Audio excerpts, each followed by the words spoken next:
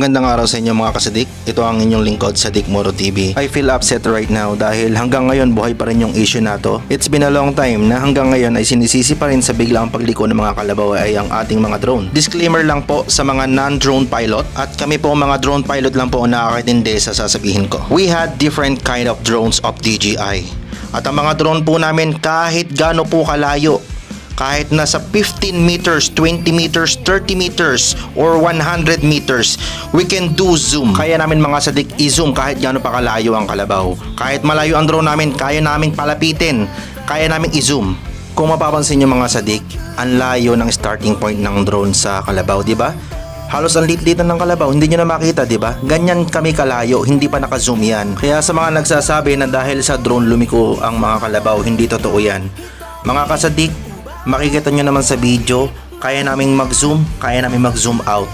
Makikita nyo sa video pa rin, ang layo-layo ng mga drone namin. Paano nyong nasabi na drone ang may kasalanan? Once ang drone namin ay tumaas ng 10 meters above, napakahinan ng tunog nun. Mas malakas pa yung tunog ng bangaw. Ibig sabihin yung mga kalabaw natin takot sa bangaw pag pinapastol ninyo? Matanong ko lang, ano mas matiting ng kalabaw? Yung kuryente, sigaw ng hinete, o yung drone na pagkalayo-layo na mas malakas pa huni ng bangaw? Ay nako, anak ng kagaw.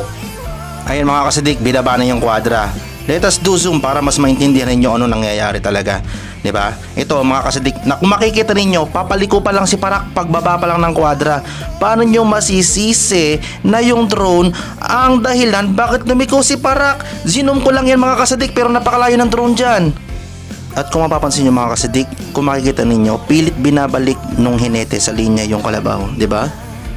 Okay, let's get back to the reality. Ayan, kung makikita nyo mga kasadik, 16 meters ang taas namin. 15 meters ang layo namin sa kalabaw. Kung mapapansin nyo mga kasadik, paliko na si Parak dyan, oh. Ang layo ng drone, di ba? Paliko na si Parak dyan. Paano nasabi? Dahil sa drone lumiko si Parak. Kung mapapansin niyo naman mga sadik, di ba? Ang layo ng drone namin sa kalabaw, halos ang liit na ng kalabaw diyan. At ito pa, tuwing nagdadakmaan, sino ang hinahanap ninyo? Di ba kami mga vlogger, kami mga drone, di ba?